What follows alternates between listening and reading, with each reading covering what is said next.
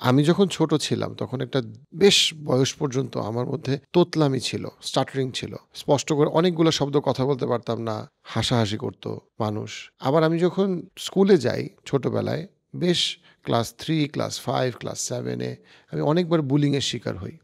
এবং ওই সময়গুলো আমার জন্য খুব বড় একটা স্ট্রাগল ছিল। বাট ওই সময় আমি পুরাপুরি জানতাম না কিভাবে জিনিসটা এক্সপ্রেস করতে হয় বা কিভাবে হ্যান্ডেল করতে হয়। এবং আমি চাই না আমার বাচ্চা বা আপনার বাচ্চা আমি যেভাবে স্ট্রাগল করছি তোতলামির জন্য অথবা বুলিং এর জন্য সেভাবে স্ট্রাগল করুক। সেই জায়গাটা থেকে লাইফস্প্রিং এ আমরা সেন্টার ফর চাইল্ড ডেভেলপমেন্ট আমরা তৈরি করেছি। যেখানে নিউরো পেডিয়াট্রিক্স, চাইল্ড সাইকিয়াট্রিস্ট, আপনার বিহেভিয়ারাল সাইকোলজিস্ট, স্পিচ থেরাপিস্ট সহ একটা বড় টিম এখন আমরা তৈরি করেছি এবং টিমটা আরও বড় হচ্ছে।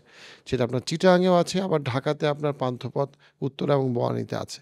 এবং বাচ্চাদের অনেক রকম স্ট্রাগল থাকে এই সময়ে। সেটা আপনার ADHD হোক, সে ফোকাস করতে পারছে না, অথবা তার অপোজিশনাল ডিফিয়েন্ট ডিসঅর্ডার হোক, অথবা সে অটিজম স্পেকট্রামে পড়ছে কি পড়ছে না। বাবা-মা হিসেবে অনেক সময় আপনার জন্য বোঝাটা খুব মুশকিল। কেন আপনি সাপোর্ট নিবেন না? এবং আপনাদের সাপোর্ট দেওয়ার জন্যই আমাদের এই এন্টায়ার চাইল্ড ডেভেলপমেন্ট ইউনিটের প্রত্যেকটা ব্রাঞ্চ আমরা টিমটা তৈরি করেছি। আপনার বাচ্চার বিহেভিয়ারাল থেরাপি লাগবে, স্পিচ থেরাপি লাগবে, আইকিউ টেস্ট করা লাগবে বোঝার জন্য যে সে কি তার আইকিউ লেভেলটা কি ঠিক জায়গায় ঠিক বয়স অনুযায়ী আছে কিনা, আমরা আছি আপনার পাশে।